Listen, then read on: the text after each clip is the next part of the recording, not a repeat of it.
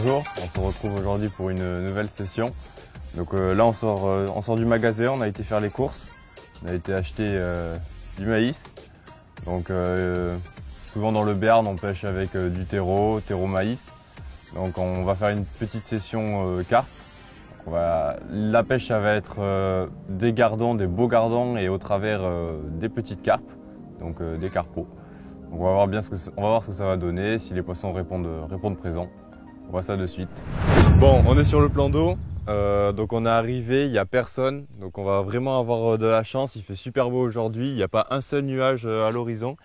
On va pouvoir bien s'installer dans l'eau comme on le veut, on aura vachement de place. On commence à avoir de l'activité là, donc à peu près à 40 mètres, donc on va mettre un coup de sonar pour être sûr de notre zone de pêche, mais je pense que ça réserve une belle partie de pêche.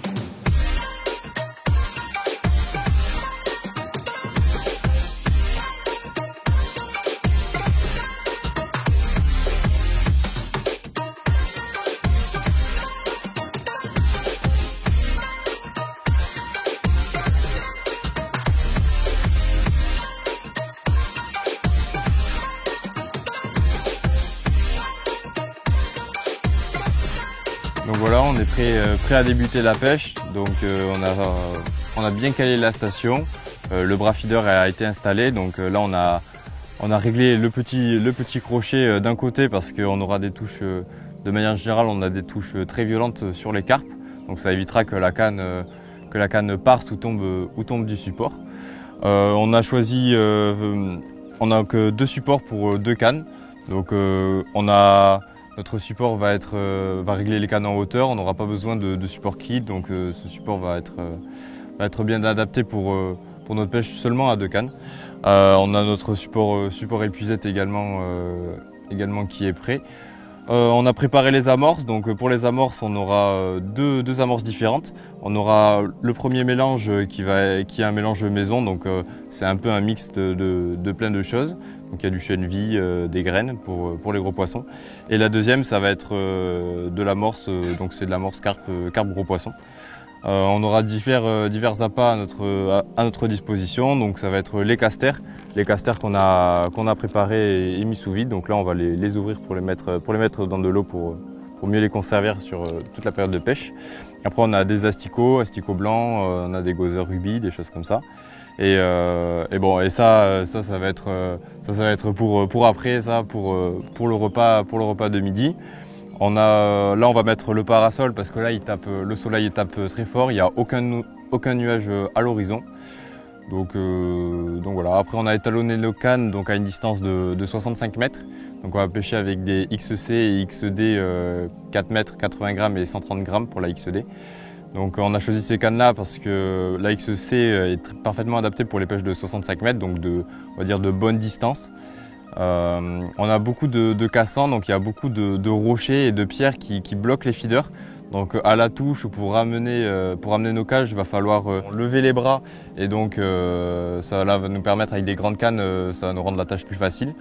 La XD 130 grammes va nous permettre à la fois de pêcher, donc elle est montée en nylon pour vraiment si les poissons sont très actifs et qu'on a beaucoup de touches, le nylon va nous permettre de limiter les décroches tout en étant un peu plus ferme sur le fait de ramener le poisson.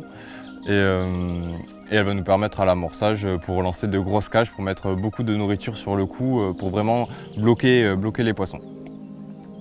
Donc on va voir comment ça va se passer, on va pas tarder à débuter la pêche. On a de l'eau à notre portée pour se laver les mains régulièrement pour éviter de salir tout le matériel.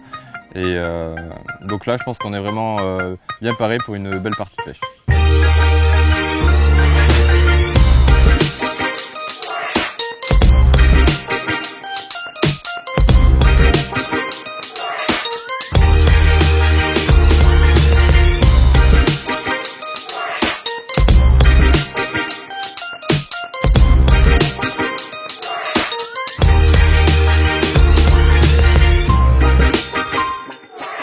Donc là on va pouvoir commencer l'amorçage.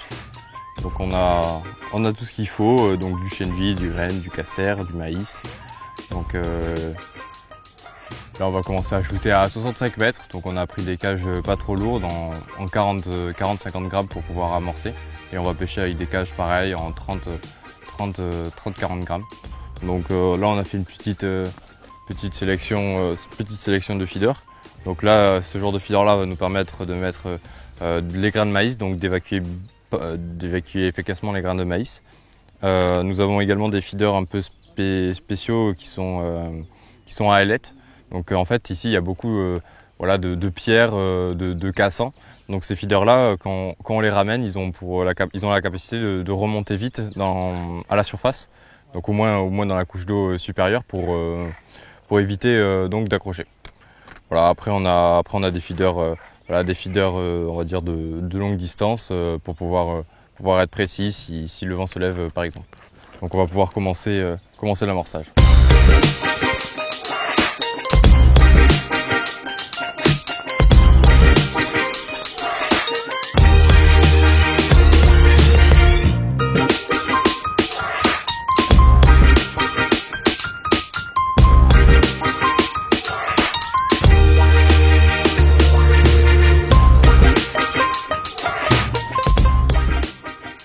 Donc là on a commencé l'amorçage avec la grosse canne, donc la 130 pour mettre vraiment des grosses cages. Voilà. Et puis là je finis mon amorçage avec des cages plus petites pour essayer d'avoir un tas plus précis. Donc là l'ensemble XC 4 mètres avec un moulinet horizon en 4000. Donc là c'est en tresse. Franchement l'ensemble parfait pour pêcher à longue distance ou à bonne distance. Donc là c'est 65 mètres. Donc voilà, avec des feeders missiles en 40 grammes pour être sûr d'arriver au line clip. Donc là on va lancer la dernière cage et on va pouvoir débuter la pêche.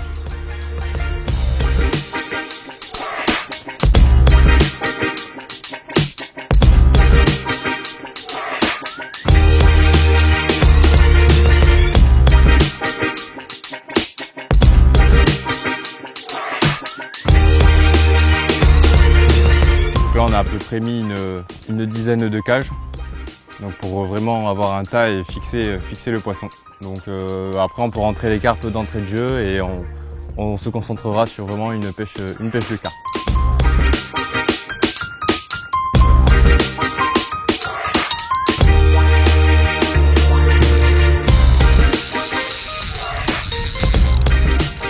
Donc là la pêche elle est très compliquée, donc je suis monté assez fin, donc en 14 centièmes pour essayer d'attraper les gardons. Parce que les carpes n'ont pas l'air très mordeurs. Et là on vient d'avoir une touche très violente.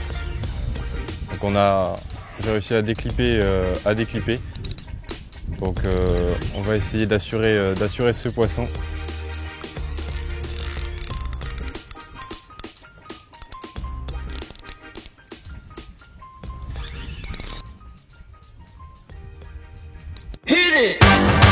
That's what I'm talking about. Wait! Okay, now, from the beginning. Hit it, boys. Donc premier poisson de la session. Donc voilà une superbe carpe sauvage de notre région, donc avec un super battoir à l'arrière, de super barbillons. Donc voilà, des poissons en super santé. Donc là c'est le deuxième poisson, donc sur le coup à 35 mètres. Donc on a raccourci parce qu'il y avait beaucoup d'activité sur toute la bordure. Donc ça a l'air plutôt de marcher pour le moment. Donc on est resté vraiment 1 heure, 2 heures sans touche. Et là c'est 2 poissons consécutifs. Donc j'espère que la stratégie va être payante.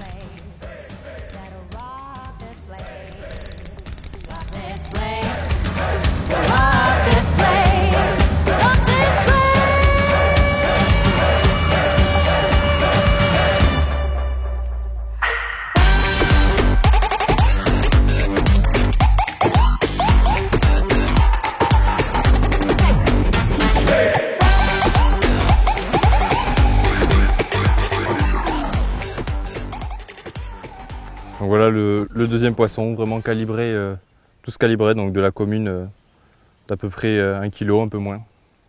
Donc là c'est un hameçon plutôt fort de fer, donc avec là c'est 2 Gozer rubis, avec 2 gozer blancs en 4 asticots sur un hameçon assez ouvert pour vraiment avoir du piquant et une grosse ouverture pour assurer la touche.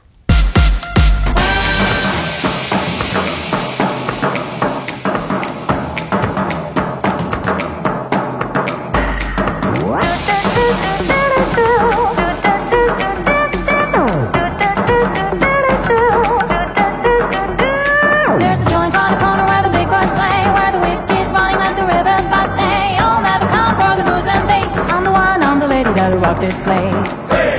That'll rock this place. That'll rock this place. Rock this place. Rock this place. Rock this place.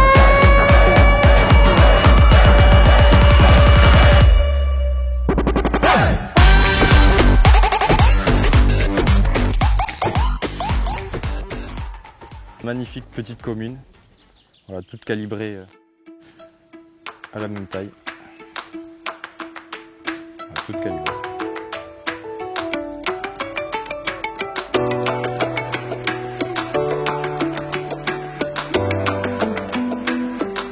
Donc voilà, on arrive au terme de cette session de pêche.